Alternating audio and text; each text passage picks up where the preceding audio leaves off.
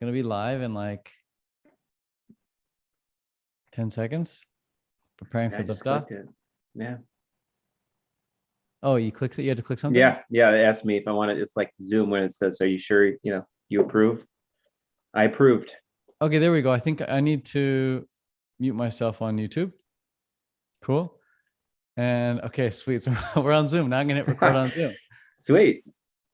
Are you using the YouTube interface right now or Zoom interface? I'm using the Zoom. I didn't know there was one. That'd be kind of fun. Okay. Yeah, I Next think time. I think Zoom will be easier to control. So I'm gonna go hit record. Sweet. All right. Welcome to a perfect day in the life with plant-based Ben. Thank Ben, you, Ted. I don't even know your last name. What is it? Most people don't. And if they see it, they're like, how the hell do you say that? Okay, so look on the screen. Can you see that from the Zoom? The Oh Raue. yeah, yeah, Yeah. yeah. Yeah. I'm gonna guess Ben Rao. That's what most people guess incorrectly. Even though even though that is an appropriate pronunciation of the name. It's kind of split in the middle. It's Rao, and then you emphasize the E as the alternative pronunciation, which is mine. Rao. Rowie, Rowie, Rowie. How Rowie. many people get that right? It's interesting. Like when I was in Europe before, they were getting it. They're like, Ben Rowie. I'm like, yeah. I'm like, how'd you know how to say my name? Like, how do it's Rowie? I'm like, Ah, not in the United States. People don't pick up on that too easy. right. Yeah, so it's an old German name. Okay. I figured. I mean, I didn't figure based on the name. I figured just based on how you look. I'm like, you looks German. Yeah. People say that. Yeah. Yeah, I've got definitely got the German blood. Yeah. So Ben, how did you and I first connect? I'm trying to remember. I think it was a Woodstock. We were up at the hill in the gym, right? In the gym. We're walking together and we're talking, and I was trying to show everybody my before and after picture, kind of like I still do today.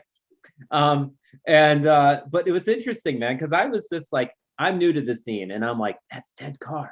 That's Ted Carr. I really had a lot of respect for you, and heard so many good things about you, but I had not met you. And I was very open to what you to your insights or suggestions. I still am. I have tons of respect for you. But it was really interesting. And you saw my picture and you go, get that out there so people can see what you're doing for the vegan movement. I remember that moment. Yeah, me too. And it light bulb went off. I'm like, get it out there. I'm like, yeah, maybe I could share it on different. So I basically owe my whole Instagram platform to you. Thank you. See, but in your mind, when I say I remember that moment, in your mind you said we were walking, but in my mind we were in that like basketball court where like the gym weights were, and we were it was just us in the morning Oh one yeah, time. I remember that. And you did the human flag. No, I can't do the human flag. Yeah, you did a human flag. No, that's not You were me, you dude. weren't that wasn't you. You were That doing was some probably Tim, gymnastics. that was Tim Sheaf, maybe, dude, not me. No, dude, Tim wasn't there that year. It was you.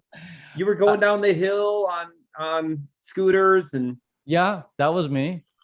No, I mean, I can hardly even muscle up, dude, let alone a flag. Maybe I was trying to flag. I think you might have been trying to flag. I was I don't know who probably else that would have trying to been. flag. That was probably me.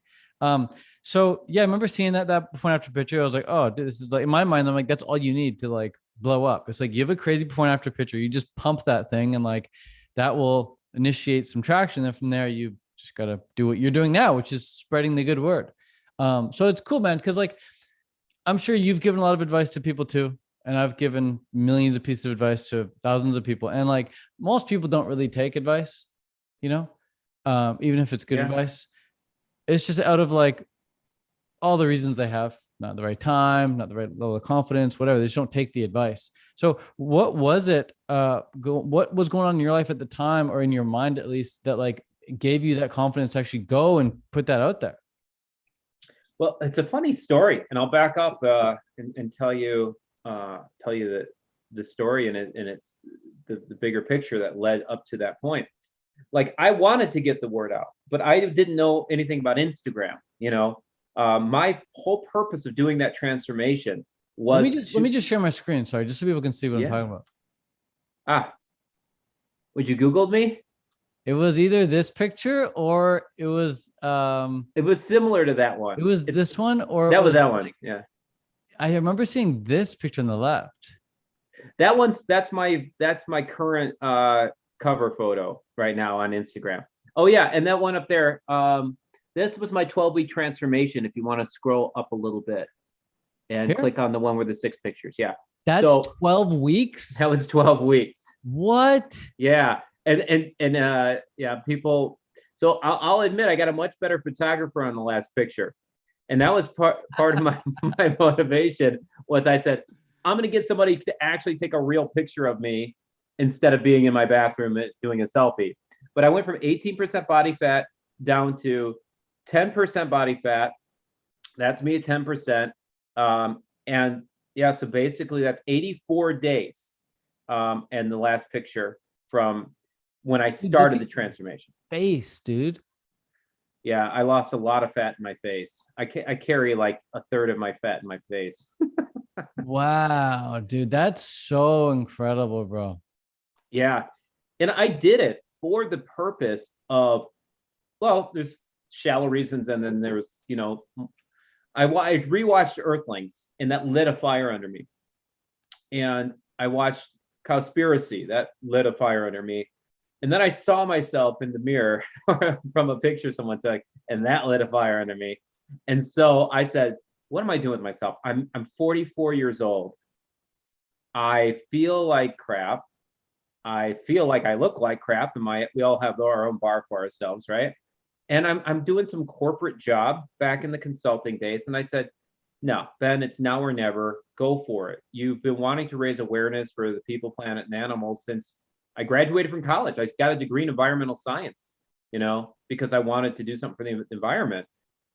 And then I just got sidetracked into a corporate gig. And I said, well, maybe I'll try to retire early and become a philanthropist and donate money to the animals and the environment, stuff like that. So it took me 15 years into corporate America. I built a business, had an employment agency, outsourcing company that we did stuff for like Fortune 100 company. And so I had enough I was sick and tired of being sick and tired, bro. And so I just went and I said, I'm going to go for it. I'm going to do a transformation, show people that you can be healthy and live your best life as a vegan. And that was about 4 years ago now. Incredible, man. It's so recent too. Like I look at you at 44 there and I'm like, oh, that's like a lifetime away. That's like been in a lifetime. No, that's like you just like a couple of years ago, dude. That's nuts. That's so nuts. Yeah, and I'm 48 now. So that I need a new picture to update that one. But there's some I still have some current ones up there. It goes to show, at least what I see in this is like, hey, like in my mind, at least you can't really gain a ton of muscle in 12 weeks, but you can lose a ton of fat. Totally. So this physique, what's really encouraging, I think, is like a lot of people out there might be like, oh, I could never build that much muscle. Well, I don't even think you built that much. I just think you lost the fat, and undercover, you revealed the beautiful human specimen that, you are. Thank you. So yeah, I really think like it's just dropping the fat. I know I sent you a DM a couple of weeks ago talking about your calorie intake. Because a lot of people, they don't know how many calories to eat or whatever. And I was just curious if you sort of follow along the same calorie guideline I follow when I'm trying to cut, which is 13 calories per pound of body weight. And then you had said roughly that's about what you're hitting. It was when I did the math, but I honestly never used that formula. I just use the calorie calculator, and I usually go around 2,000 to 2,200. But I also do calisthenics. That's my passion these days. And so I'll do gym, I'll do calisthenics, and I'll do cardio. So some days I'll be up to 2,800 or 3,000 calories. So if I'm on a cut 2,000 or 2,200, and I'll actually, that's my formula is I look at my watch. I wear a sports watch, which I know is maybe not good for my my health, but I'll wear one of those and I'll know very closely how many calories I'm burning that day, and then I'll just eat accordingly. So if I'm going to cut, you try and eat at maintenance or eat right below? It depends on where I'm at. Like right now I'm at 10.2% body fat. And so I'm on a cut. I want to be under 9 again. So I'm at about a 500 calorie deficit per day. And so with that being the case, it'll take me a couple weeks to get back to that. If I This don't is cool, screw man. up. I'm glad we're having this conversation. So Yeah. let's talk about being in a 500 calorie deficit, which Mhm. sounds doable. Like it doesn't sound too uncomfortable, but it definitely sounds Mhm. like that's enough calorie cut to be weary of it, be attentive of it. Mm. And so when you're approaching a meal, let's say, um, how do you approach a meal now, knowing that you have to finish the day 500 calories in a deficit? Yeah. The funny thing is, it's a lot of people say, and I started coaching after I don't coach right now, but I coached for the last 3 years, and then I just stopped because of what's going on in the world, and I want to put my attention there. So, people come to me and say, well, I'm eating all the right things. I'm eating smoothies, and I'm like, that's great that you're eating all the right things, but how much are you eating? Dude. Yeah. And come back to, before I answer the question, I'm going to come back to what you said about I didn't add too much muscle, but I got cut. And I think that's a great demonstration. Like when we were at Woodstock, you see guys, the fruitarian, and they're cut, and you look really good.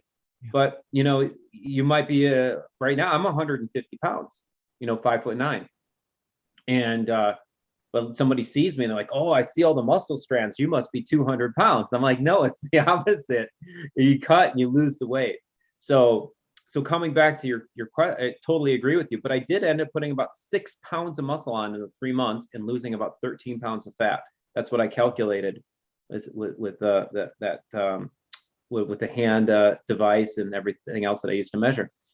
So I still use the same food, but I measure it. I do a lot of smoothies. I think one of the best tips I could give anybody if you're going to cut is make it simple. Keep it simple with something you can make easy, that you enjoy, that fills you up, and that you can repeat. So for me, that's smoothies. And I'll have usually 2 smoothies a day, and then like a standard meal. And a lot of times that smoothies raw. I use bananas, dates, blueberries, almond milk, and I use like a raw protein powder as well. You And the mean you supplement. don't? You mean you don't make the smoothie and then put it in the oven? No, I mean raw as in they use a raw powder opposed to Yeah. a processed one. Yeah. Cool. So Yeah. I like that, man. Keeping it simple, keeping it repeatable. Uh, Yeah. I like that. And I think a lot of people might be like, oh, but isn't that boring? But like you said, it's food you enjoy. Like nobody gets bored of or sick of good fruit, you know? No. Like if it tastes good and it's in its raw natural state, you don't get sick of it. But what I found since recently eating some cooked food, if the cooked food tastes good, you can still get sick of it if you eat it every day. Like if you eat the same cooked food every day, you're gonna get sick of it. But if you eat the same raw food every day, Why is that? It's I true. think I think it's because I don't know. I have a theory though. I thought it was for a while because as a kid growing up, dude, leftover pizza was my thing. I freaking love leftover pizza. But if I had leftover pizza, like if let's say I ordered pizza like every night for 3 nights in a row, and every morning I'd wake up and have leftover pizza for three mornings in a row, I'd be so sick of it on the third day. Like I can't do it anymore. Even bagels. I love bagels growing up, but I can't have bagels every day growing up. I get sick of them. But fruit, no problem. Same fruit every day. Coconut water every day, no problem. Like for my whole life. I'll marry coconut water. And I think it's because cooked food, it can act like a drug, right? It can change your state. Yes. It can give you that sedative effect. It can give you like that high feeling of like, oh, right. Like Mm-hmm. fruit's like more of a spiritual experience, whereas like cooked food can be more of like a drug-like experience. And so I think after a while, you hear addicts talking about chasing the dragon, right? They're always looking for that, like that next high or Yeah. that same first high that they had when they first tried it. So I think with cooked food, it's you want to like switch it up more to trying to get that dragon again of like that first experience with that food. So don't know. That's Food just a thought. addiction. I think you're onto something. When you think about that, you get this blood sugar spikes, you get that salty sensation. These are dopamine hits for the brain. And with the fruit, I was eating. It's funny that we're having this conversation because I was having a banana earlier, and it was probably my 6th, 7th banana of the day. when you just add like snacking and the smoothies that I'm having. And I'm thinking like, this is all I want. I could have, I could have a vegan burger sitting there and French fries. I really wouldn't want it. And it's hard to believe for people who are starting off or thinking about making that transition, like, oh, I would get so bored of that. Yep. But it becomes, I was going to say new normal, but let's not say that. and it does, it becomes your standard. And then it's just your body's like, yeah, this is what makes sense. This is what's natural. This is what humans are supposed to be consuming. And you find harmony with it. You know what else, though, I think is because you've been at this for a while. And so when fruit is properly ripe. Mm-hmm. And I guarantee you'd get sick of eating bananas every day if they weren't ripe. And I think that's what most people do. They eat unripe fruit. And so after one unripe kiwi, they're like, nah, I'm sick of kiwis. I've had enough fruit for today. Mm. After one unripe grapefruit, they're like, nah, it's too sour. I've had enough fruit for today. It's like, bro, you haven't even had like a really good juicy mango or papaya or, a properly ripe banana even. Totally. Yeah, I love it. I mean, I'm thinking, what else do I want? I'm like, I want another banana. That's what I want. But it's true. It has to be round spotted. I have to very specifically, I order the food online because don't prefer to go into the grocery stores that much today. So I'll like, I'll get about 20, 25 bananas every 3 days or something like that, and just keep them so they're brown spotted. And perfect. Yeah. Yeah, man. So let's go back into what we're saying about the meals. Yeah. When you approach a meal, like a lot of people approach a meal in the same way that a lot of people approach a meal thinking this meal's going to fill me up. I'm going to eat this. I'm going to be full. And by full, I mean, my stomach's going to feel that pressure against it. I'm going to feel that physical sensation of fullness. Yeah. But I've noticed when I'm cutting my meals, when I eat them, it feels like I just ate some air. Like there's like, I'm still fight ready, after the meal. Like I don't feel like there's anything in there when I feel like it's just going through. There's still a lot of space. So how do you feel approaching a meal, and how do you feel during the meal and after the meal when you're cutting? Wow, great questions. And I think it's so significant because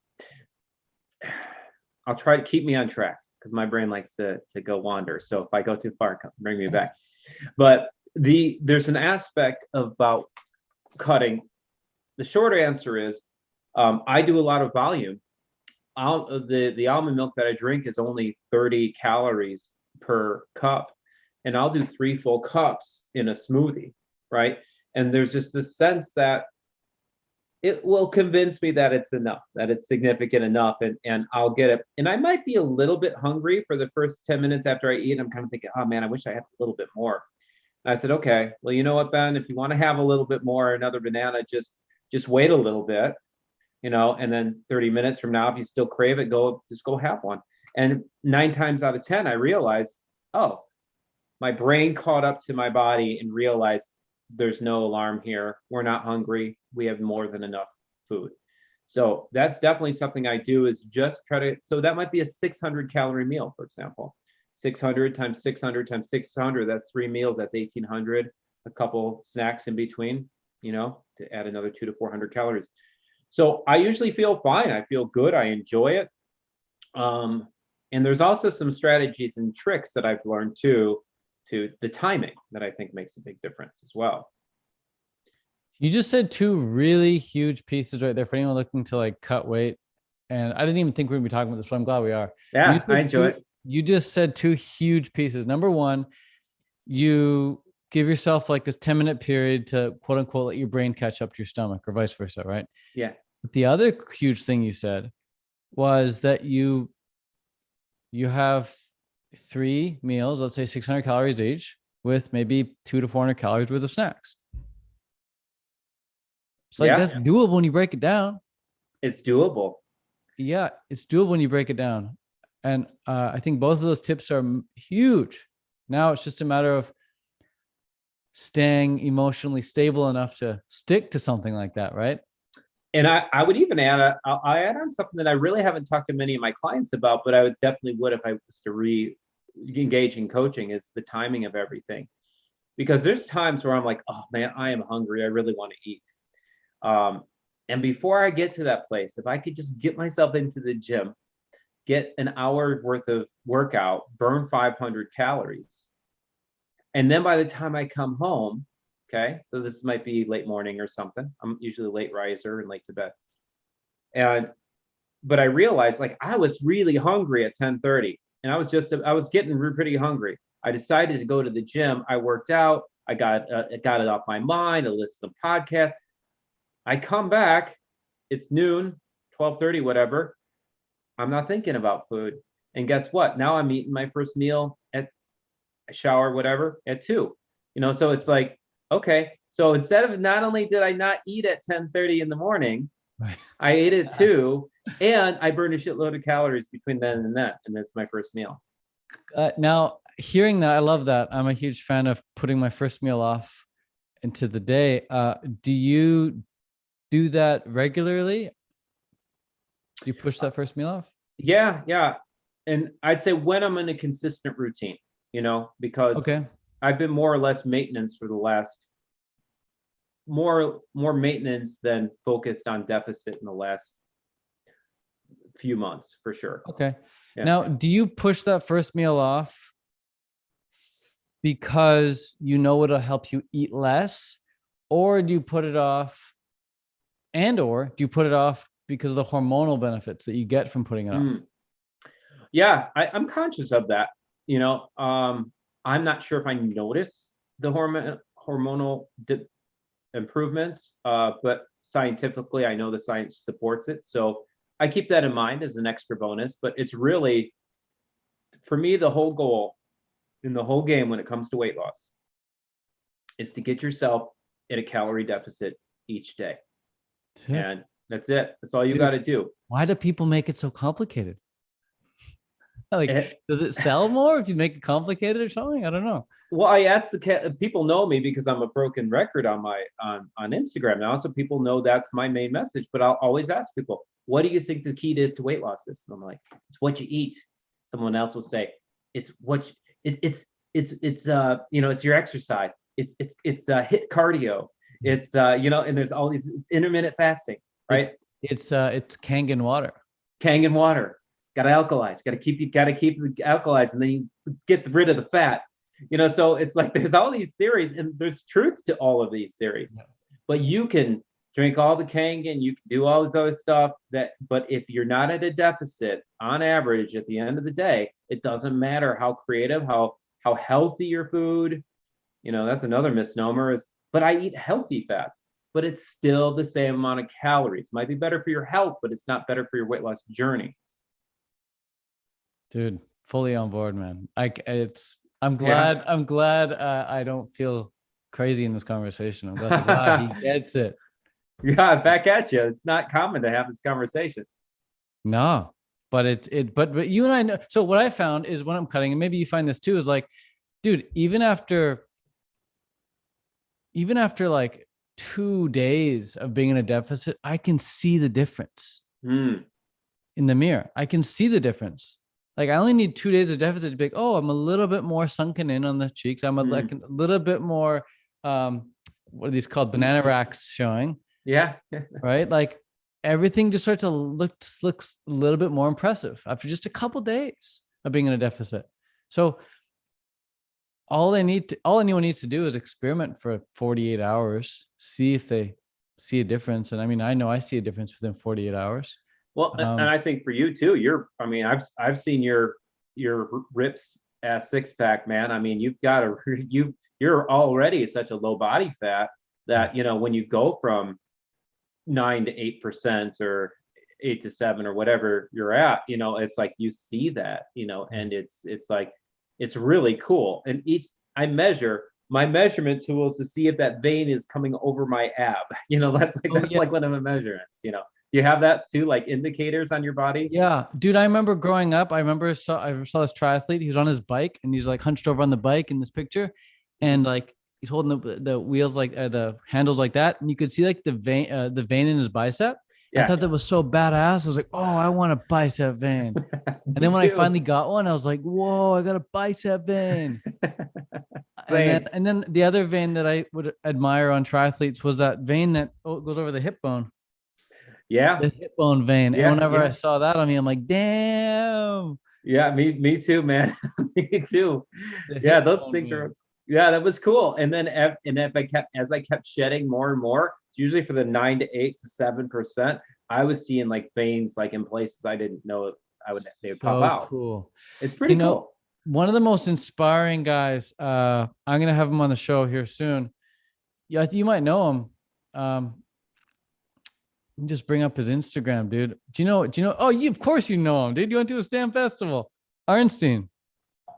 Oh yeah, dude. I think I even know which picture you're gonna show me of his The abs. the National Geographic quality animal here, dude.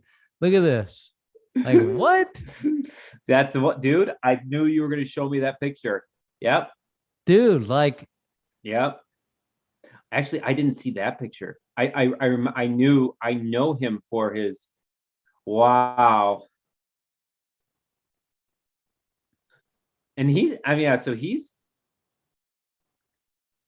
but it's like interesting dude, like because yeah. go ahead. No, I mean this was just him being strict on diet. I asked him Yeah. like how, dude? He's just strict.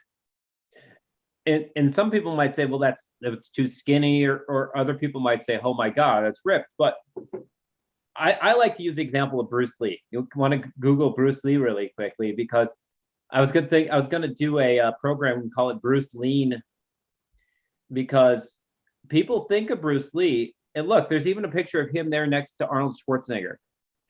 But there's a big difference. Arnold Schwarzenegger is 240 pounds, probably. I don't know what his weight is, But Bruce is equally impressive, right? but it's equally impressive. But it's half the weight. Yeah. And so people just say, I would like to have like a Bruce Lee body. I don't need an Arnold Schwarzenegger body. But honestly, most people have that build already. They Yeah. just need to remove the fat to get it. Dude, that's it, man. That's it. That's it. Like I agree. I agree. I was a kid with a six pack, and I didn't do any sit ups. It's just like genetically there. I think everyone genetically has muscles there. They just lose the fat. You know. It's there. And you can even see on my pictures too, in the before, you can see the top abs. I've always had strong abs because I was in gymnastics as a kid, and you could, and so you could see that I was strong. I always like won sit-up competitions in high school and stuff. But yeah, man. Yeah. So yeah, that's Yeah, and having said that too, it's like everyone has different looking muscles. So you look at Arnold Schwarzenegger's abs. Some people say he doesn't even have freaking. Well, he definitely has abs, but like not like some people. Like his abs aren't that prominent, compared to most yeah, people. it's Like look true. at hardly any abs compared to you. Right. Like And they're just shaped differently. no one's ever said I have better abs than Arnold Schwarzenegger, so I'll be sending you PayPal. Thank you. But yeah, honestly, and what's that boil down to? It's not muscle, it's body fat. And that Yes. picture you showed me, there's Arnold at 10%. And then you see some of his other pictures, Arnold, that's probably him at 8%, 7%. That's it. And the magic comes between that 10 and 6% body fat. That's when all the people we look at. You know what I mean? Yeah. No, I love that comparison of Bruce Lee and Arnold because, dude, check this out. So when I used to go to the gym a lot, back when I was allowed to go to the gym, I would go to the gym, and this is fascinating for me. So when I go to the gym, like everyone, I look around at other people, including myself, sure, but I probably spend more time looking at other people than I do looking at myself. Because the rest periods are 5 minutes and you're only working out for a minute, so whatever. So I'm looking around and I'm like, wow, all the people with the nicest physiques, guys and gals, they're just the leanest. Agreed 100%. Leanest. And the guys who are the strongest in there, like, okay, cool, they can lift a lot of weight, but like, when I look at their physiques, they're walking around with muscle shirts and stuff. I'm like, I'm not impressed. Like, not impressed. And it's just because, like, I know if I were to go eat a ton of McDonald's for 2 weeks, come back 30 pounds heavier, fat, I could also bench press more, squat more, shoulder press more, right? So I'm just unimpressed because I know how much easier it can be to just eat more and lift heavier. And I see these guys who are like in there working out hard all the time. I was one of them. and my body wasn't the shape I wanted it to be because I just kept overeating all the time, thinking, gotta eat more. I'm working out more, gotta eat more. I'm working out more, gotta eat more. And so I just stayed kind of fluffy. And then I'm like, this isn't working. I'm going to try something else. I'm going to cut the calories a bit. I'm going to see what happens when I'm in a deficit for a bit. So within a couple of weeks, I was like, wow, my transformation is insane. Like insane. I even did a 5-day water fast at one point. And like, that was when I looked like my best, like, wow, no food for 5 days. And all of a sudden it's like, I'm just shredded. And I'm like, this is how you get that sick physique. You just cut the calories. Not to say you should go water fast, whatever, but that's just what I did. And I realized that I could have spent another 2 years working out all the time and still not got any great results. But within just a couple of weeks of changing my diet, like you said, you spent 12 weeks changing your diet. Within 12 weeks or within 2 weeks changing my diet, all of a sudden the reflection in the mirror looked awesome. I was like, wow, this is great. And so out of all the people in the gym, there's the only common denominator I see amongst the best looking physiques is the level of body fat. It's so true. Just for fun, if you want to, there's Brad Pitt. Like when you think of Brad Pitt in Fight Club, right? Yeah. People are like, oh, that dude was jacked. But let's take a look. Yeah. And I think, I forgot what they said, what his weight was, but he's got a fantastic physique, right? But he's lean as hell. He's lean. He doesn't have much muscle at all. Not at all, man. He reminds me of like my triathlon stuff. Yeah. Yeah. Just so I kind of feel like what this lean look is the Hollywood body. That is the Hollywood body. You want a Hollywood body? Burn the calories. Yeah. Just drop the cals. Who's this guy? Chris Hemsworth? Oops. No, that's Brad Pitt as well. That's Brad Pitt as well, with a little, yeah, definitely probably 10 more pounds of muscle on him. Wow. Yeah, it's just, and okay, so it comes down to something super, super simple, which is, like you said, being in a calorie deficit, which equates to simply eating less. Less than you're burning. And you want to burn more, you can eat a little bit more.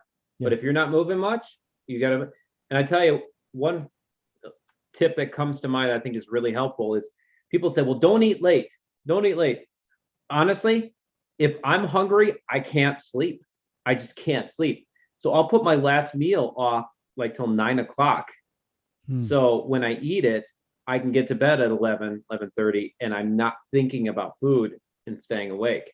So for me, it's about timing. When you time your meals, it makes a big difference. Sweet, man. Well, I think you gave all the secrets why people need to get super lean and now not have to hire you as a coach so that you can go on doing what you're doing, which is what you said you want to be doing. So what do you do on like I'm curious, like today I want to talk about like the perfect day in life for you, but what have you been doing lately? Like what's been taking up most of your time lately throughout the days? Yeah, I thought about that question when you proposed to me earlier about a day in a life, and I'm thinking about it. And it's really going to depend on the time frame of my life when you ask me that and the circumstances. So lately I've been focused on, from the time I get up to the time I go to bed, I'm thinking about what's going on in the world in terms of the crisis, in terms of the regulations. I'll try to use some creative terminology for us here. and I'm pro science. I am pro research. I am pro safety. I'm pro health. I'm pro everything. But one thing that I'm struggling with is to see why everybody should be forced into a particular product that's not showing to either keep from you getting it, from spreading it. So I can't understand that. So I believe when I started Plant-Based Ben, my mission and slogan was a happy, healthy, conscious living. I wanted to make a happier world for the people, planet, and animals. That was my goal. And it really hasn't changed. People say, Ben, you're talking about politics now. Why don't you talk about health? I want to talk about health. I said, I am. Because if we can't control what goes into our body and when, we can't control our health, and we can't control the health of our kids. And so that led me down this path to say, if we want to defend and speak up for anything we believe in, we have to make sure our rights are intact. And not only that, we have to get our rights back because we've lost them. Here in Chicago, I can't eat at my favorite restaurants anymore. I can't go into a gym in the same county, just like you, So I stopped coaching. I'm not really, I just do some special bundle projects and stuff just to keep some money coming in. But honestly, I from the moment I wake up to the moment I go to bed, I'm thinking about how do we get people to see the bigger picture of what's going on? Because if humanity doesn't unite and come together, I think we're on a road to the great reset, opposed to a great awakening. And I think it's going to be a surveillance state system that we're going to lose a lot of rights. It's going to be more of like a socialistic type fascist system. And there's a lot of evidence, if you're willing just to look and connect the dots, millions upon millions of people have seen this now. And we're seeing a massive transformation and revolution take place right in front of our eyes. So that's the longer answer to what I do in a day. Is I think about what can I do to make an impact to get the world to see what's going on. What have you found to be the most effective thing that you can do to help the world see what's going on? Well, I'm grateful to have the platform that I do, on Plant-Based Ben, because I look and say how many. I posted something on McDonald's yesterday because they have a social credit score system. So how that works is basically in Israel, in a McDonald's, if you don't have your shot, you can't eat there. So they're eliminating people to say it's a form of segregation, right? So I look and I said, how many people did I reach? And I'm like, oh, okay. So I looked at it earlier today. It was like 60,000 people I reached on that video. But if I can get 60,000 people from a video, it's probably not too popular. End up losing some followers. That's okay, but it's making an impact to say people to connect the dots, say, wow, they're removing our freedom just to get food. And what happens when the 4th, the 5th, the 6th, the 7th boost is required? Do we just have to keep taking them? Let me ask you this. What happens if Instagram shuts your account down? What's your backup? Well, I've got a backup, ben.rowie. So on Instagram. Yeah, ben.rowie on Instagram. Okay. So I built that up already. It's going pretty good. And honestly, what's interesting is because, yeah, sure, let's take a look. By the way, I really love the way you host your interviews. This is a lot of fun. Ben.rowie. Yeah. Oh yeah. By the way, I'm you can't tag me in anything. I've already got a ban. I'm scared to follow, dude. Yeah, dude, they might shut you down. You're gonna get people knocking at your door. So I'm a little bit okay. Yeah, go ahead. No, you created this just because of what I just said, in case the other one gets shut down. Yeah, and what point I was going to make on that as well is, even though I have about a tenth of followers as I do on my other page, I'm getting somewhat similar. Okay, go up to or actually go down to that guy with the beard, Dr. Robert Malone, and hit play on that. This one? No, that's not the one. Try to scroll up. I want to show you because it's a really significant point that I want to make. Go down again. I think it was the other one right there. This one? Yeah. See, 18,000 likes. And look, does it say how many plays, or does it only say that on my page? This will right here. 18. No, it doesn't show any plays. Because it's a reel. If it's a video, it'll say plays. This one shows 6,000 plays. Okay. Well, this one that of Robert Malone had 360,000 plays on it the other day. This one got 360,000 plays. Yeah. So the point is. Oh, well, look at this. This is interesting. Check this out. I love math like this. 300. You said 300,000 plays. 360,000. I'll look at it for fun right now. And 300 comments, right? So it's like, I don't know what percent that is. 10% maybe. 1%. 1%. Sorry, 1%. Yeah. And if you go here, you got 6,000 plays with 67 comments. Yeah. So this is interesting. So 10% comment to view ratio here, and then 1% on this one, because this is a reel though. But, yeah, and it's me. The other one's me, and I think so. That's why people are engaging in that. True. And yeah, I just want to find this because I just find it so significant. Oh, I know what I do. I gotta click on this thing.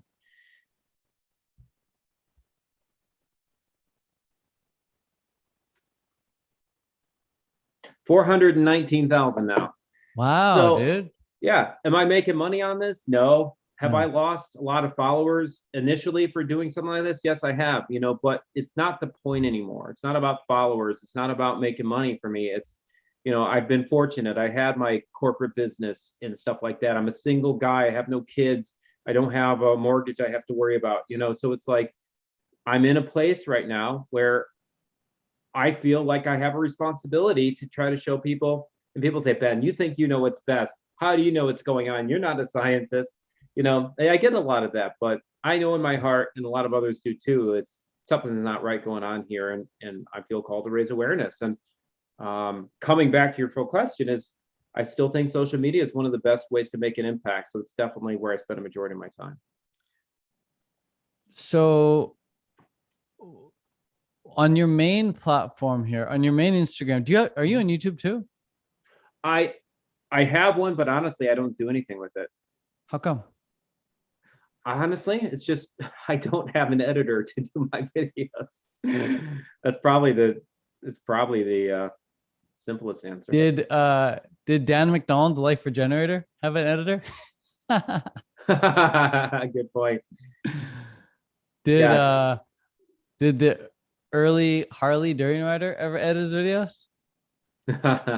Did I ever tell you he attacked me once? No. On social media? No. Let me guess. Was it because he thinks he did steroids? Yes. Called it, dude. Did he say the same thing to you? Of course. He knows I'm on steroids. Same with me. I not only got the luxury of being on his story, he put me on his main page. His main YouTube? No, his main Instagram page. He might have put me on YouTube. I didn't see that, but yeah, no, man, there's no way you and I could ever possibly get how we are naturally. It must be steroids. Yeah. It's so interesting because he publicly is on steroids, right? He doesn't hide it. He like publicly is on them, but for some reason I was even talking to him privately on a phone call, and he's like, dude, come on. Like, he's like, you're not kidding anyone. He's like, it's obvious. And like, it's one thing to troll someone like on social media, but like, he's like trolling me directly on a phone call. It was weird, but I don't know if he's doing it just for fun or what his deal is, or if he's serious. He thinks we're actually on steroids. I don't know, man. I think he does believe it, but I also think it's like, I don't know what happened with him and Freely, but I don't know. I think there's some pain going on there. Hurt people. Yeah, hurt people. But it was good. The reason I say that is because like, I don't think you need to edit your videos. I think like this conversation is not going to be edited. It's going to get great value. You've done a lot of podcasts. None of them are edited. We get a lot of value. I think if you just hold up your camera and say what's up, people are going to watch. And I think the effort you put into Instagram, the ROI you see on that, dude, it goes away after like freaking 72 hours for the most part. Whereas YouTube, if you don't upload for like 2 years, you're still growing your subscribers. Those videos keep getting shown more and more and more over time. So the ROI on YouTube is like the long tail benefit you get on YouTube is unlike any other social media platform. It's freaking awesome. Well, I took your advice last time and it worked out really well. YouTube, man. And long form content, like we're doing now on a podcast, the people watching, like type a 1 in the comments if you're still watching. If you watch this whole thing, type a 1 in the comments. I'm curious to see. The people who watch the whole thing, they have long attention spans, right? They're actually deeply focused. They're deeply invested. They've invested their time, energy, emotion into the video, and therefore you, right? Whereas on Instagram, dude, I'm not investing. I'm just scrolling. Tap, scroll, maybe quick read, tap, scroll, maybe a quick comment, scroll. I'm not really investing much. But YouTube, when I sit and watch a YouTube video, like if you watch the Joe Rogan interview, right? You're investing yourself into Joe's podcast. You're right. So you have much more attachment to him. Brand loyalty gets built there. And you don't have to keep feeding the content eating machine that Instagram is. If you're on YouTube, you just upload a video once a week or something, and it can go viral. Whereas Instagram, you gotta feed it like 2-3 times a day. How often do you post? It varies. And now I've came to the realization, and see, the thing is, speaking of that, I've learned to sacrifice a bit of my brand for what I think is, I have my focus now is is just what do I think is going to make the biggest impact, and try to either wake people up or motivate people to speak out. As you know, in our community, and you came on our live with Johnny and myself, we had a great time, great discussion, but we shared a perspective what's going on.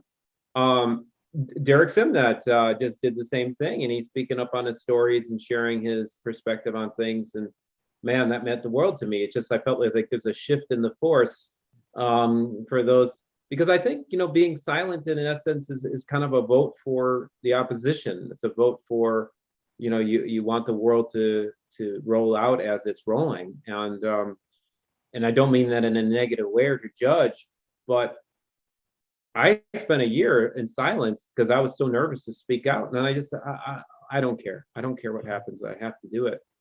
I couldn't sleep. Wow. Yeah, I know there's a lot of people out there too who haven't said anything about it. And not that they have to, but they're probably suppressing something if they haven't said anything at this point.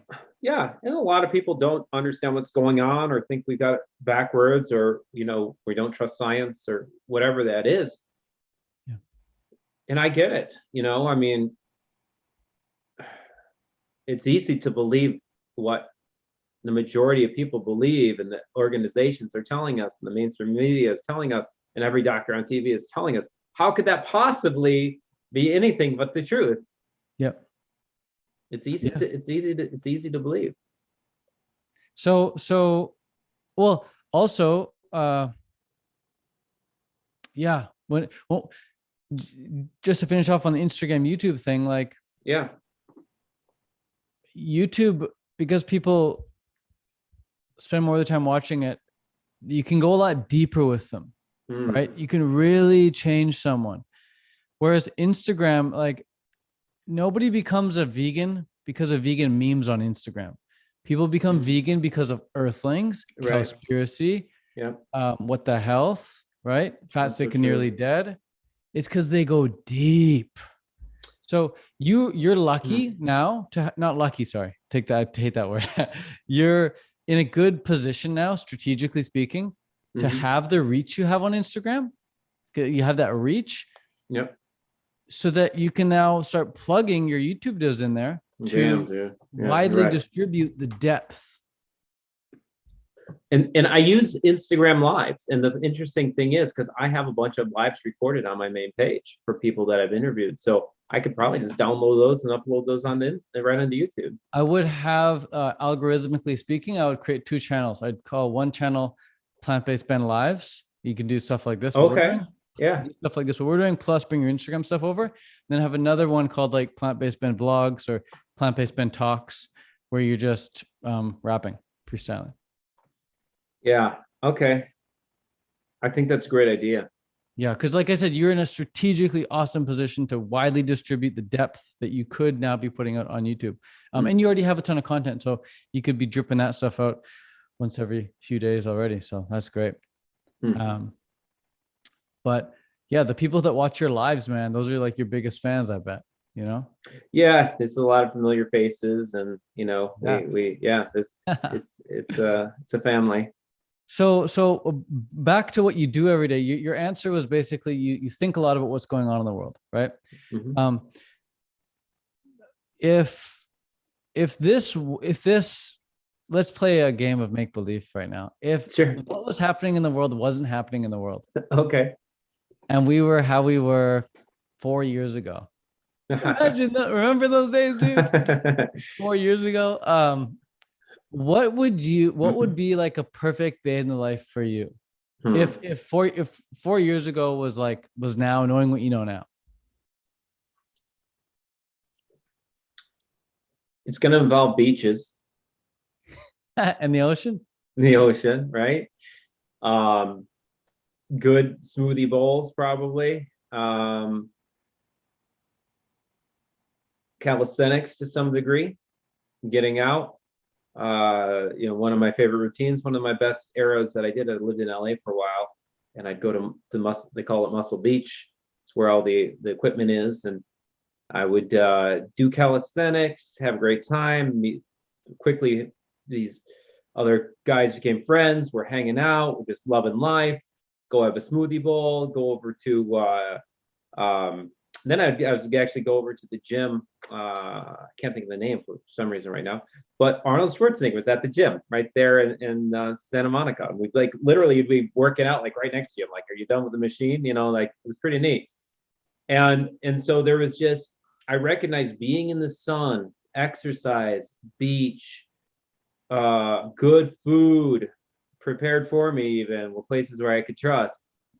And then, socializing in the evening and spending time with friends and having good quality conversation and talking about life so that to me is like almost every day I woke up and went to bed. It just felt like what a fulfilling, great day that was.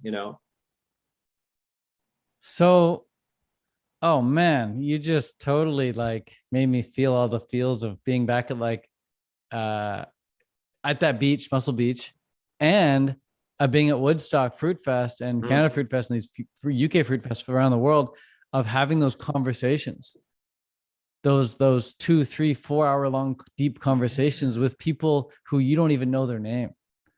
It doesn't even matter.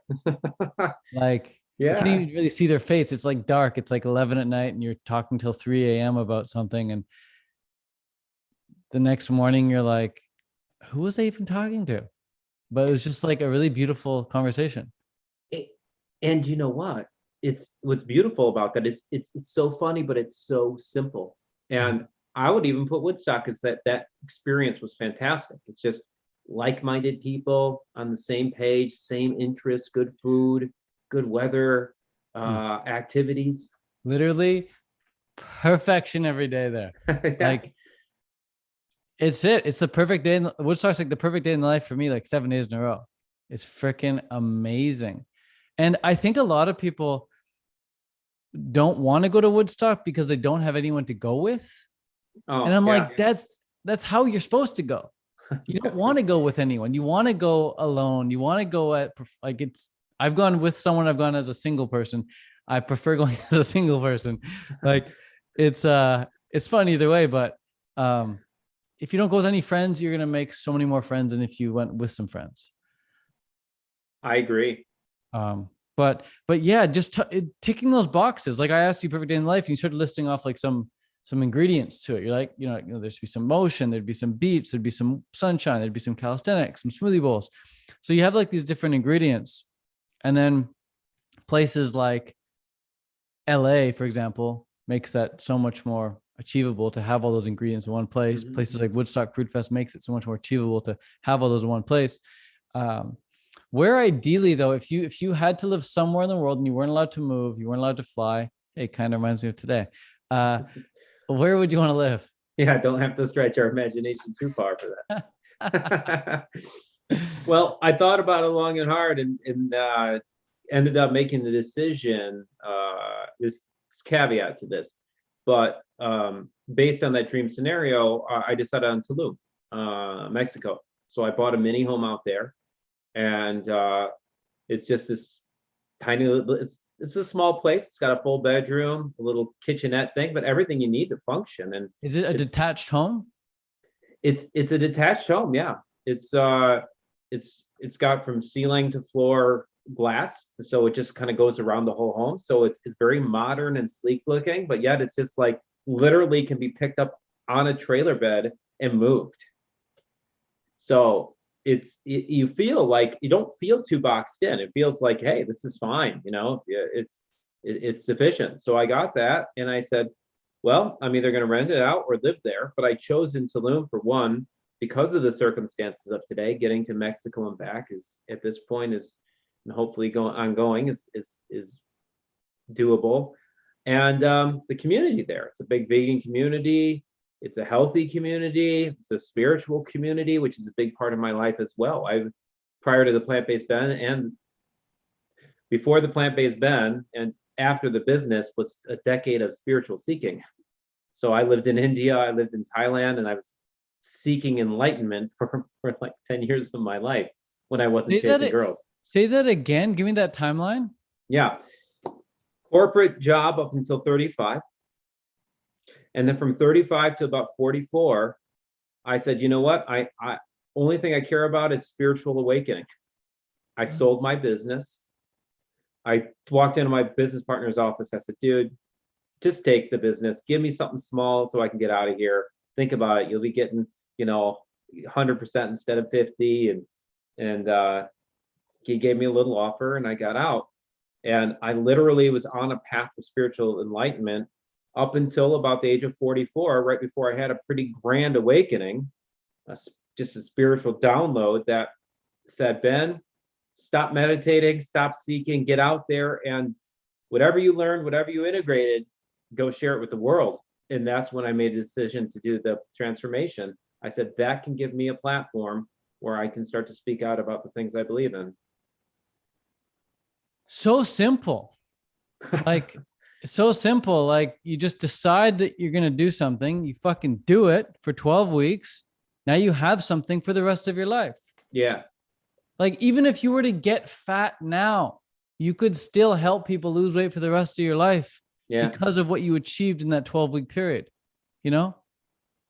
like it's amazing. Yeah. It's so simple. Not to say it's easy, but it's so simple, at least the way you'd put it. So simple. So 9 years of spiritual seeking. And now, and you said something about chasing girls. What was that? I cut you off.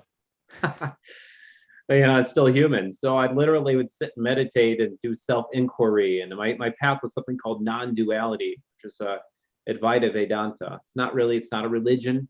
It's not even a philosophy. It's more of trying to discover your true essence or your spirit that's behind your ego or your false sense of self. So I spent like a decade trying to, want to call it, rid the ego or rise above the ego or become enlightened. It truly was the path. It's the path of enlightenment. And so, yeah, I did that. And, you can only do that for so many hours a day. And as a single guy living in Thailand, that was that was a good thing to do when I wasn't seeking. Yeah, I was seeking for something else. So you were living in, you mentioned India as well? Yeah, a little bit.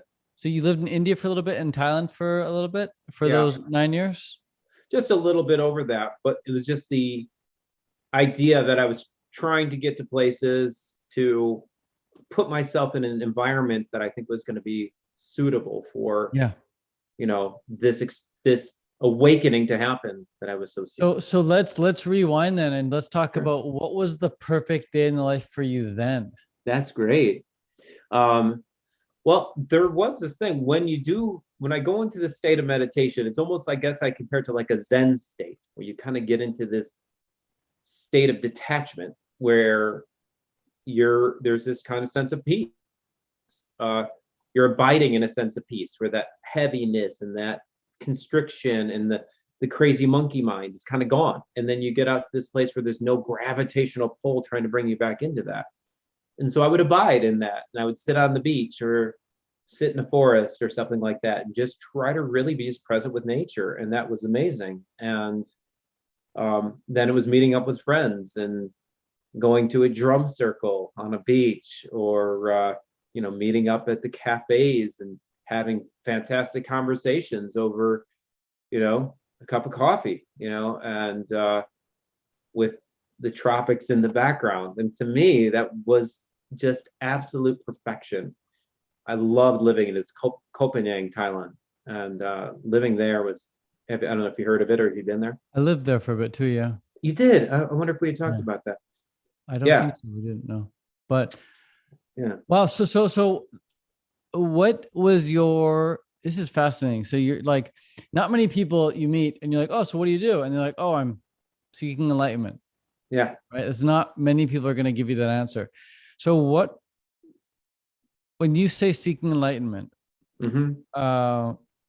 what were you thinking is going to happen if you're sitting in a forest every day, abiding, as you say, in that state of egolessness? That's the word.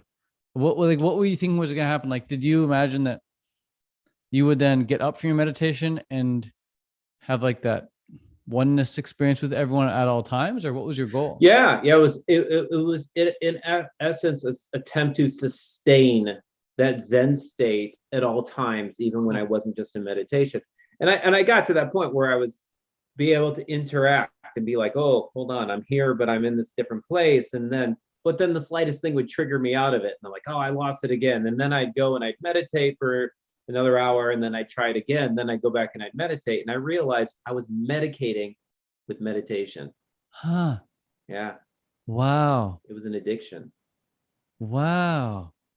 It Yeah. was it was an addiction. Would you say it was like an escape? Like you were escaping?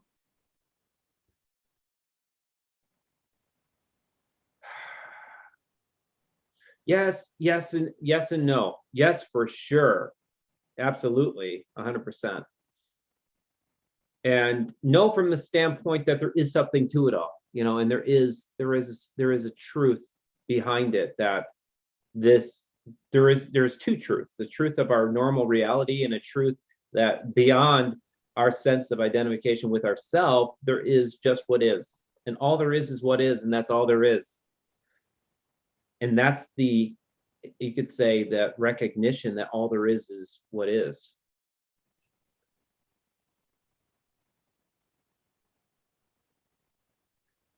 It sounds oh, go ahead. That's it.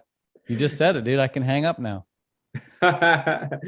So I thought life was maintaining that state of just being all that is what is. And yet, maybe it's a good time to come full circle. What happened?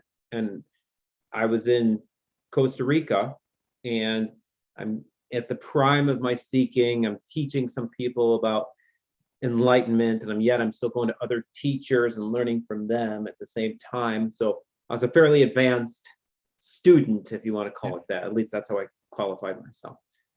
And I did ayahuasca. And it's the first time I ever did it. I'm not recommending it to anyone.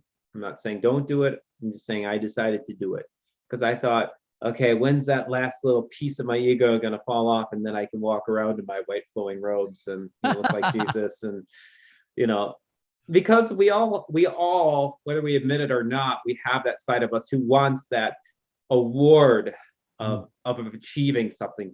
What's higher achievement than enlightenment, right? Yeah. And so what happened was, I did this crazy 8-hour roller coaster on steroids ayahuasca trip. Didn't know who I was, didn't know where I was.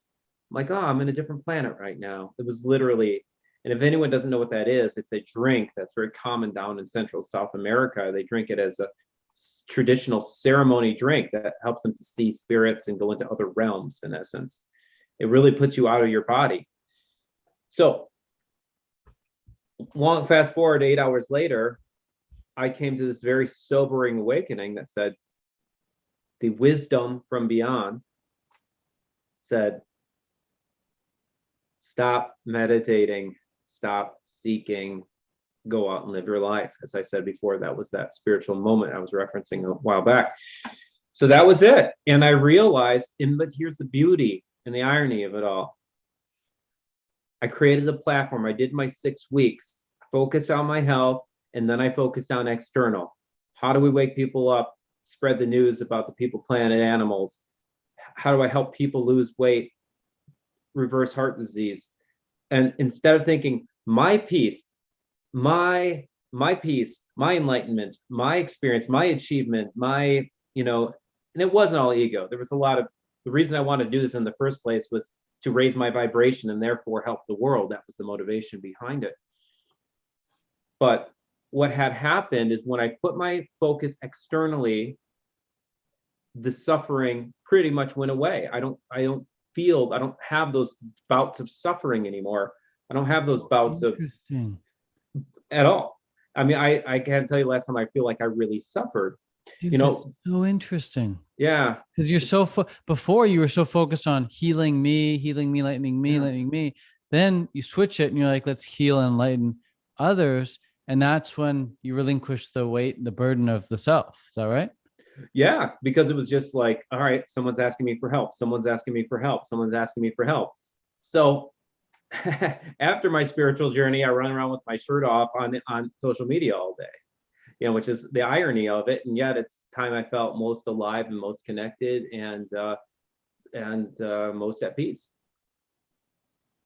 Wow. Very cool, man. I'm so glad you shared that. I'm so glad you shared that. A lot of people wouldn't have shared that. That's how they came to that realization. I've had a lot of beautiful life-changing realizations. I think I am the person I am today. I'm the Ted Carr everyone knows today because of experiences like that from certain substances. And substances that get a really bad rep, substances that are considered drugs, and therefore, just a hallucination, and therefore just should be dismissed. But honestly, the most beautiful realizations I've ever had in my life have come from those experiences, and I hold them very dearly, and they've made me do what I'm doing now, just speaking with you here, creating this content. And I know some of the best music I've ever listened to, the artist talked about how they were under the influence when they created that song. And people go to shows all the time, or they used to go to concerts all the time, and they might be like against the use of substances, but there they are in the crowd loving what's on the stage. Meanwhile, the people on the stage, they're under the influence of some psychedelic, and they're creating magic. So beauty and magic and sheer awesomeness can come from downloading and channeling whatever you seem to be connected to whilst on these plants, or in your case, a combination of plants, right? Ayahuasca being the mix of two plants, which is so crazy to think that they found this plant here and that plant way over there. Right. They're not even in the same region apparently. And they are like apparently they have to grow like very far away. They don't grow like right next to each other, apparently. I didn't even know that. Yeah, like one's here and one's like way up there. And then they have to be combined in a special way for it to even work. You can't just like blend them up in a smoothie and drink it. Like they have to be like concocted in a certain way with the right ratio. And how does someone even find that out? I don't know. How do you mess around with that? I don't know. You know what? Maybe, I just discovered it right now as we're talking. Like, a theory, at least, hypothesis. Maybe what they did is maybe they just got like 30 plants together and mixed them all together, right? Just get a whole bunch. And then they had this crazy experience. And then they're like, whoa, what was the combo? Let's take out one out at a time. Smart. And see which ones are left. Scientific method, taking it. Yeah. Reduction. Because I was wondering too, like this morning I had a bunch of turmeric and white pepper. Because I heard white pepper increases the absorption of turmeric like tenfold or something. Oh. Did you know that? No. Yeah. I always heard about pepper and turmeric, but not white pepper. And I didn't know how much. Well, yeah. First they found that black pepper and turmeric made the turmeric get absorbed like 10x. Then they're like, oh, white pepper gets absorbed like 20x. And I always wonder how the heck they even figure that out. Who's mixing turmeric with white pepper, But probably, again, they just mix a whole bunch of stuff, see what happens, and start taking it apart. But anyways. I think you might be right. Like, how else, man? I don't know. That's the most logical explanation. I think so, too. Yeah. So you had that experience and you realized I'm going to start sharing my message on social media. I'm going to get my message out there. Happen to be on social media. The vegan message. Yeah. The vegan message. Yep. And then now do you have like, do you set goals? What are your thoughts on goals? Do you set goals? You have vision board, or what's your take on that? Yeah. Both? Yeah. I'm a huge, not a believer, but an experiencer of vision boards and writing my stuff down. Cool. I've done a lot of situations with finances, with just goals and write them down very specifically, put them on like some sort of vision board, whether it's on an app on my phone or just upload stuff onto an Excel spreadsheet online, but something that I'm looking at it every day and I write down very specific. And the board behind me, it says 9% body fat. That's my goal. I write it right down there on the goal. So that and my daily measurements are all that's on that board right in front of me here. Love it. Dude, yeah, huge difference. So good. Hey, what's something that you think what's something that you strongly believe in that you think most people, including myself, would probably disagree with you on? What a great question.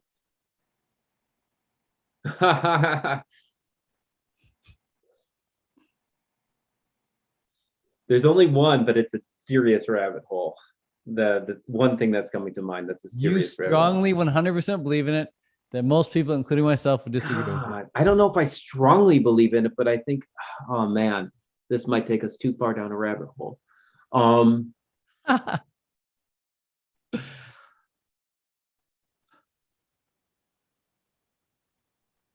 There's no free will.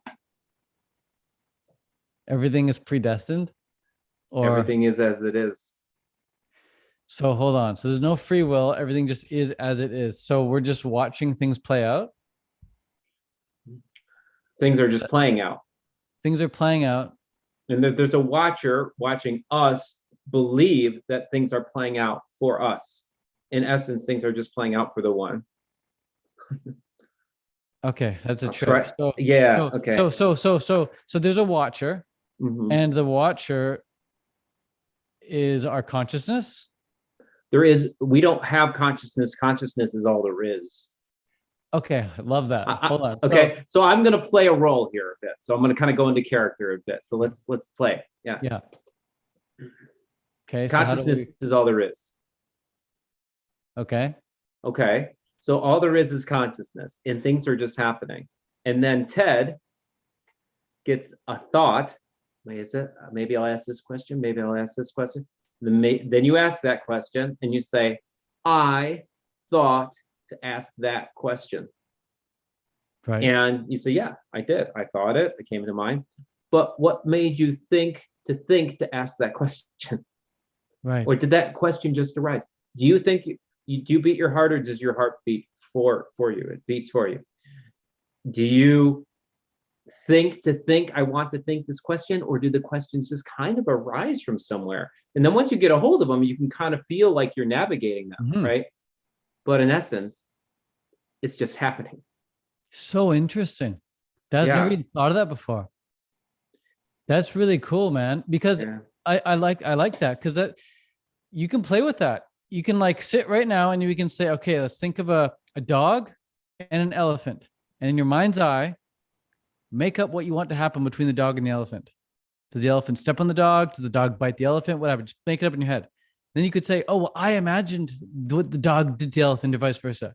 But what you're saying is that whatever you imagine, how do you know you imagined that, or it was just there in your consciousness and you're watching that happen? Is that right? Yeah, it's just there, and there's a sense of an I that believes it's watching it happen. Far out, dude. So there is even no I watching it happen. There is only what's happening. Is if you want to say, the absolute perspective of how life is it is as it is. That's a state of enlightened one. It's a oneness, right? Because there's no two. People always talk about oneness, right? We're one, we're one. But the real one, if there really are one, then there is only one. Then there is no you and me, there is only one. And on a relative level, there's you and there's me, and there's thoughts, and there's doing, and there's goals, and there's achievement, and there's consequences, and those things all exist. But beyond that, there's also a second reality, an absolute reality, that just everything is as it is. That's why when people die and they say they see their body looking down, I'm like, oh, that was just my body, in essence. And there's everything just is what it is. So interesting. Was that something that you had? Do you remember when you first thought of that, or believed in that, or learned about that? Yeah, and I think it's really an experience, more than a belief. Yeah. I had a teacher, one of my first teachers, he wrote the book Meditation for Dummies, and he co-authored the book Buddhism for Dummies. And so he said, here's a book of 10 enlightened teachers. Go read these books. They're not going to stray you. They're not going to try to talk you into some cult to drink Kool-Aid. It's like legit stuff. And one of the guys was this guy. His name is Nisargadatta Maharaj. He's an Indian sage. It's not a religion. It's not anything. Doesn't compete against Christianity. It's not Buddhism. It's basically a philosophy. And one of the things he says right here is the real does not die. The unreal never lived. Once you know that death happens to the body and not to you, you just watch your body falling off like a discarded garment. The real you is timeless and beyond birth and death. The body will survive as long as it needs to. It is not important that it should live long. That's so dope. Yeah. So there's a whole series of different teachers that have all come to the same realization under different religious paths. And you're saying, and as I just asked, I said, like, when did you first learn that, or whatever? And you're like, it's just an experience. And like, I've experienced that as well under certain substances where it's like, I remember writing down, like, there is no death. Death is an illusion. Yeah. Like I am immortal, like, or whatever, like or consciousness, whatever. And it's like, it's like, I love what he just said. It's not important how long the body lasts. Just okay. I'll answer that question because it just came to me, and I've shared this with maybe one or two people. I'm drinking beer. I was high, and I was a sophomore in college. I graduated from U of I, Champaign-Urbana, Fighting Illini, but I went to school in Southern Illinois. And I remember I was just having all of these thoughts, and I felt like I was in this magical realm. And I wrote down something. I called it aucicity. I don't know why. It's the name that came to my mind. I said, what is, what was, and what always will be. And it was just something that made sense to me at that time. And it was just something that was, always will be. It's this timeless, beyond time type of concept. So we did, like you were saying with your experience, we get these experiences that only sometimes like a poetry can try to explain it, because you're trying to bridge the gap from our reality to the reality beyond. And that's why sometimes poetry can work or makes a little bit more sense but the mind can't really get it, but the soul can. So good, man. So good. I appreciate the platform to talk about this. It's rare that I can have this conversation. And one thing I'm curious, I don't think I've ever mentioned this to anyone, but something I'd love to run it by you, because up until now, it's only been in my head. But every time I seem to run it by myself, I'm like, it checks out. I can't see an instance when it doesn't, but it'd be cool to run it by you, see what you think. One of the things I believe that most people would probably disagree with me on, maybe even you, is I'd love to know that everything we say, whether it's hello or I love you or you suck or hi, my name is plant-based Ben, or I'm vegan, or anything we say, literally what I just said, everything we say, everything I'm going to say is purely from the ego, because the ego is always trying to prove itself. Right? Like the real you, the real I, whatever, it doesn't need to prove itself, doesn't need to say shit. It just is. It can shut up. But the ego is like, hi, I'm Ted. Hi, nice to meet you. It is nice to meet you. Right? And wants confirmation, right? So whatever you say now, you're going to try and prove something back. You're going to say, I agree. Or, no, that's not right. So it's like either way, it's like ego, right?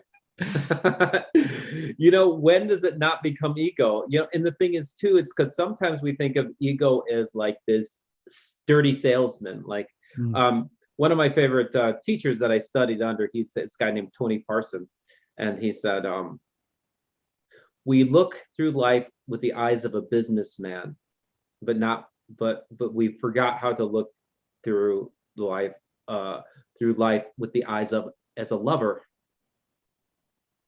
And which brings me to another quote. It says, a lover of what is.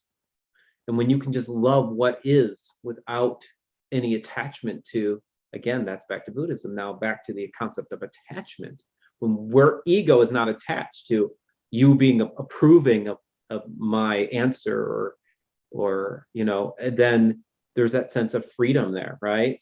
But you're right there. I think the opportunity is for that, when that sense of ego starts to diminish, that experience of tranquility and peace, and even a greater level of authenticity and freedom is the essence of the lack of ego. So I think there's a sense of, so I don't know. I do think there's that opportunity that on the other end of the spectrum of ego is just love, and yet who we are, that essence, that spirit, doesn't have attachments to that outcome. Who we are doesn't have attachments to the outcome. Who we are doesn't have that ego. The ego is not who we are, but yet there's an ego that exists. So simultaneously, I want to have a good answer. I want to have a good live podcast. And yet there's also the sense of me that's just at peace with whatever happens on a deeper level. Yeah, I think the reason why I said that, why I say that, why I believe that, is because every time, another way of saying what I just said. So what I said was, like, whenever you say something, whenever you talk, it's the ego talking. Mm-hmm. That's basically what I said, right? Mm-hmm. And I said that because whenever you say anything, whether you're consciously aware of it or not, you're proving something. And the ego likes to prove stuff. So when you don't say anything, it's like nothing to prove. I'm just in silence. Okay. So let's explore this, because I think it's a super interesting question. So, cool. So I think it's an interesting question, is what you just said. Yeah. Egos, like, wants to let everyone know what. I want you guys to know that I think it's an interesting question, and I also want you to feel good, so I can say that too. So maybe that's part of it. Yeah. Maybe that's part of the ego going, oh, I'll make Ted feel good. I'll engage the people listening, right? So that could be ego. And yet at the same time, also there's this excitement in me that said, ooh, this is fun. And so I said, this is an exciting question. Yeah. And that's the thing too, like being a teacher, I love teaching stuff. You love teaching things too. Teaching to me is like, I feel like it's like my life calling. I love teaching. Someone asked me a while ago, Ted, are you more of a coach or a teacher? And I'm like, honestly, I'm probably more of a teacher. I love teaching. So whenever I get to show people stuff, I'm like, look, blah, blah, blah, it's fun, exciting, it's very fulfilling. And so what if it's ego? Like, not if it's not a bad thing. Mm-hmm. It's just, I just think that I've been on trips on certain substances where I didn't need my buddy and I were both on the same substance, and we didn't say anything for like 12 hours straight together. We just were telepathically talking the whole time. It was so nuts, dude. We didn't talk for 12 hours, but we knew exactly what each other was thinking. Even to this day, we don't talk much after like that 12 hours kind of. We were like, this is so weird. I've never actually said this before, but we were like really like close best friends for like years. Then we had that 12-hour trip. We haven't really talked since. Wow. We haven't talked since. And I think it's because we both know what happened that night, which is like we transcended the need to communicate, and we haven't said shit once since. I think it's maybe because we don't want to like break that memory of what we experienced. We don't want to like taint it with new, egoic inputs, if you will. Wow. I get that. Yeah. Think about a child. If a child, very early on, they want to impress mommy and daddy, but there's a stage before they do that where I think that they're just expression without any intention. Just like, it's not like, when there's an authentic experience of like, wow, and that's the beauty. When you see somebody's ego fall off and they just are okay to embarrass themselves, and, whether it's they're scared or surprised or somebody just gives them so much love, and a surprise party, and they just lose it, that authenticity, when our ego falls off, we look and we love that person because it's just like, that's a fully human expression. That's why I love watching magicians perform street magic. Mm, The best. I love that too. The reactions are so genuine, dude. I love David Blaine. watching. Yeah, I love watching the celebrity reactions or just random street people reactions or any sort of magician. It's awesome. I love that. I never really thought of it like that in terms of it's be the authenticity of the reactions. I think that's it. We strive for it. Yeah, that's if you want to see a compilation of what you just talked about, that sort of expression, you just type in street magic reactions or something, or street magic in general, and just you'll see people's reactions. I love authentic laughing, like when the newscasters like lose character and they just start losing control. There's something about that where it's like they're playing a role. Like we're always feel like we're playing a role, right? It's another word for ego. It's like a character. We create a character around ourselves, is Ted Carr fulfilling the role of Ted Carr as the teacher, as coach, as podcaster, YouTuber, six-packer. Yeah, six-packer. Steroid junkie. Steroid user, liar right to the face of Durian Ryder. Yeah. Me too. But right, so there's that character that we build up, and then it's like, but the authenticity, and you see in people when they can just let go of that character and just be themselves, and that's so much freedom in that. But I think that's one of the things that makes you attractive is you don't mean to pump your ego up, but I mean there's an authenticity to you. You're yourself. You're not putting on certain facades that you might see a lot of people do, whatever. You have a natural essence, and that's that probably has a lot to do with your path in life and all your experiences and questioning. Yeah, I've been online for a long time, so I had to go through that ugly phase of like being super embarrassed and shy, making videos and stuff. And I remember still do you know Paul Reese? Maybe not. Paul Reese. He was still is an online character. He was in the film, what was it called? Joe on the Raw, I think it was, the raw food documentary. I think it's called okay. Joe on the Raw, something like that. Anyways, he came over and he wanted to film a YouTube video for his channel. He was doing like Cleanse America. He was hosting a thing called Cleanse America. And he wanted to film me talking about raw foods. And it was my backyard. And I'd never been filmed before. And I was so freaking nervous the day before. I was like, oh my God, tomorrow he's going to want to film my backyard. I'm not going to know what to say. I'm going to like freeze up. And I still remember like the stiffness that came over me, Yeah. Of like, hi, don't really know what I'm going to say right now. I was so scared. But then just having broken the ice in the safety of my backyard and then filming and deleting like thousands of videos with my phone, it's now allowed me to just be whatever I want online. And I think a lot of people, they don't have as many reps. They don't have as many at-bats as I do when it comes to being on camera. Yeah, it's true. So I think Instagram stories are a great way to get into it though, because you just upload it here something dumb for 24 hours and it's gone. And it's a great way to get some good practice. But then you're at the stage now where it's ready to take the step up and get on YouTube, right, my man. I'm in, man. I'm in.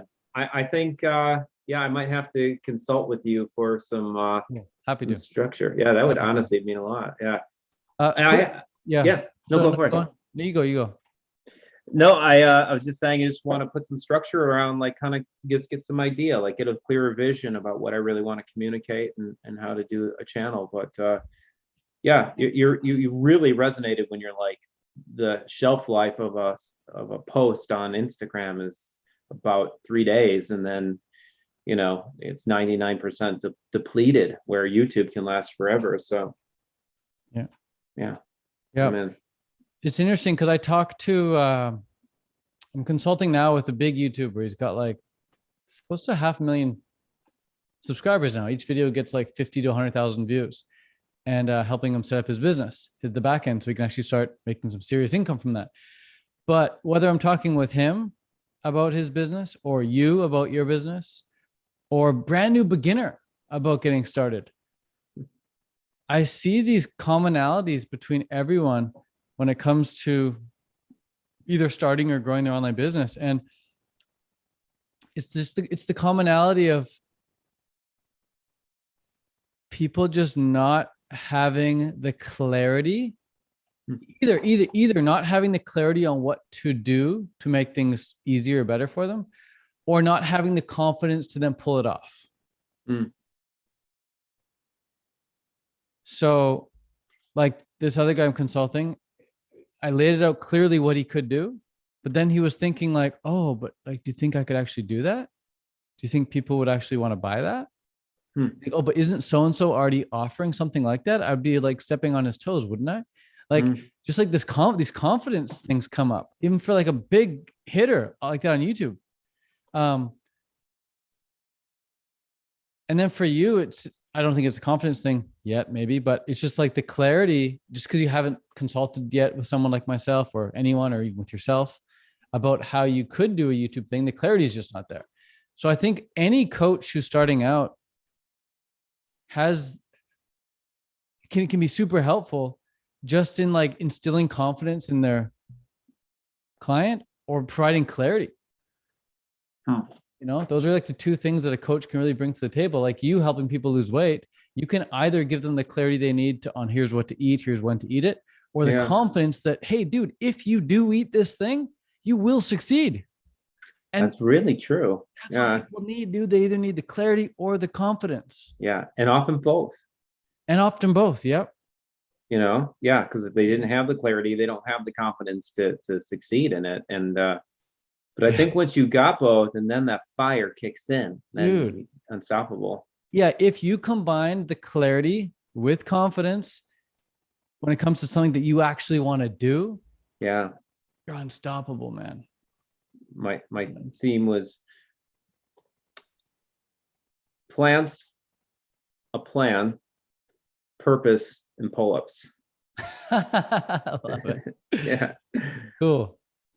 Yeah, that was the vision, you know, whatever your version of pull-ups is, but something, you know, exercise. But yeah, I think so. I think that's, you know, yeah, all right. I'll have to give you credit for the YouTube channel. Hopefully that goes well too. Well, we'll have a consult for sure. Happy to give you some tips and tricks on that, man. But before we go, you have like this image online of like plant-based Ben, this superhero dude, similar to like a ritual kind of story where you went from being like just average Joe to being like front cover of Men's Magazine, right? So in a lot of people's minds, when they think about plant-based Ben, they think about like this like perfect superhero. What's one bad habit right now that you wish you didn't have that you're really trying to get over, that you've been maybe struggling with for a while? How much time you got, Ted? How much time you got? I'll give you 30 seconds. Caffeine. I still drink coffee. I'll have about 2 cups of, yeah, this is a hot chocolate right now. Oh wow.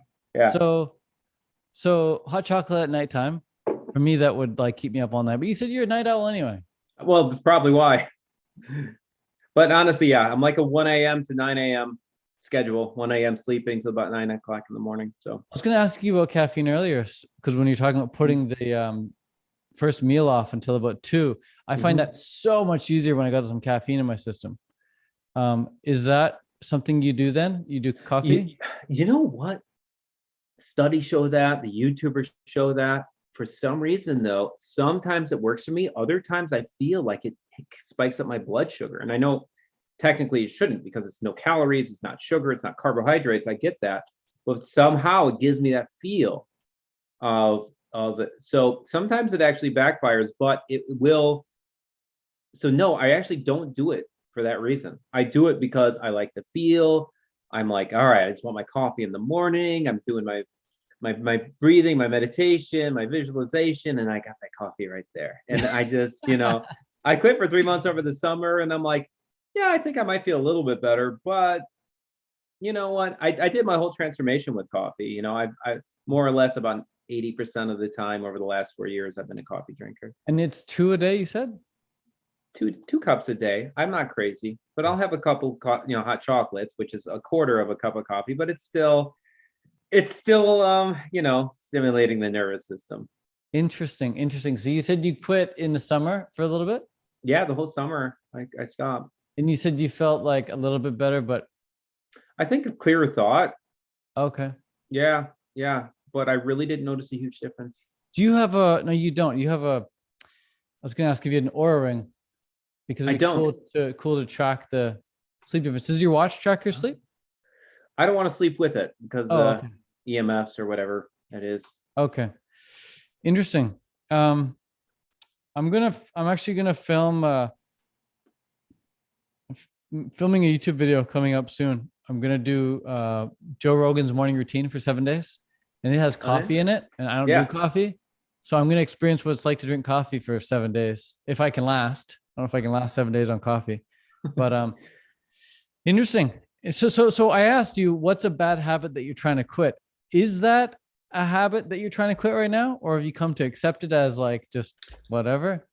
I come to accept it. I Do feel you, those are probably a time I'll quit.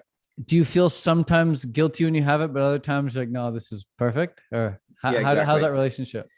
I thought to myself, I eat clean. I eat extremely clean. I'm almost raw food, you know, and I'm like 70, 80% raw, probably, I guess you could say. Um, I do that. I don't give myself too many guilty pleasures. And since I've noticed it hasn't really had a negative impact on I don't feel my health, or I don't even feel my goals for health and fitness. So no, I'm at peace. I'm allowing myself this bad habit. So interesting, right? Yeah. How some people go on to, they live horrible lives and everything sucks and they don't drink coffee. And other people live the best life ever and they drink coffee. And then there's some people who are like, every time I have coffee, my life sucks. Every time I don't have it, it's better. So it's like it's like it's just, I guess it depends on the person, right? Well, and just to there's that idea that I've heard this many times, that people got their stomach stapled end up replacing that with alcoholism. There's a high percent of people who quit, who they no longer can medicate with food, and so they switch that addiction. Mm. I used to smoke cigarettes. I used to binge drink alcohol significantly. I've had a lot of bad habits, Mm. and I realized that in essence, it is probably fulfilling a void of some sort. Like, Mm. oh, I got to think about this big project coming in. Although it'd be really nice if I could just, nurse something to make the pain a little dull. Do you when you drink the coffee, do you how do you feel once it's in your system? How do you feel before and after? I think there's a period where you feel like a little bit warm and fuzzy, like during the uptake, during the takeoff. But then I think when you get to a certain point, you can start to feel a little nervous/agitated, and it's not as pleasant. So if you overdo it, it can kind of, you know, it's not a pleasant experience to be agitated. Oh, wow, But yeah, interesting. in moderation, I feel good. Cool, man. Well, dude, thanks so much for being on the show. Oh, It was a pleasure. But right before we leave, actually, yeah, last question: if sure. you could give someone one tip, one piece of advice, if let's say their life right now was not as they want it to be, they're Hmm. waking up in a place they don't want to wake up, they're going Okay. through a job they don't want to go through, they're ending the day in a way they don't want to end it. What's one piece of advice that you'd give them Mm-hmm. so that they can have a perfect day in the life? Mm-hmm. Gosh, that's good. Great question. It's a hard question, dude. Yeah, but I'm just gonna have to give one. You can give a couple if you want. I would say believe, first of all, then leap and the net will appear. Secondly, I would say find your passion and put your emphasis on finding it. And really, usually, I think for me, passion comes with purpose. Things that are bothering you, maybe the things that you think are the enemy might be your greatest resource, because you can realize that if this is bothering you, this might be the beginning of your comeback story, or the beginning of a deeper purpose for yourself. Wow. Dope, man. Two quotes that come to mind when you said that. The first one, you said leap and the net will appear. Mm-hmm. Quote I have for that is from my favorite musician, and he says, he's got a song, and one of the lyrics is, wings will grow from leaps of faith. That's great. Wings will grow from leaps of faith. And then the other quote was, you just said, oh yeah, the other quote to complement what you just said for your second tip, of like, your second tip was look at something that's bothering you, and maybe that is actually something that you can turn into your transmute that into your purposeful, passionate project of yours, right? A quote there is, turn your messes into your messages. I never heard that. Turn your messes into your messages. That's exactly it. And if people are wondering what to post on social media, there it is. Like, take your messes and turn them into your messages. Let people know.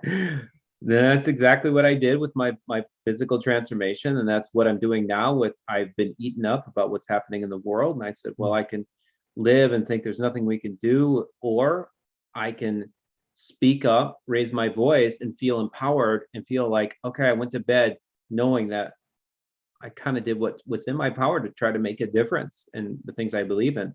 And that has made all the difference in the world to me. So good, man. I appreciate this call. And thanks for being on, man.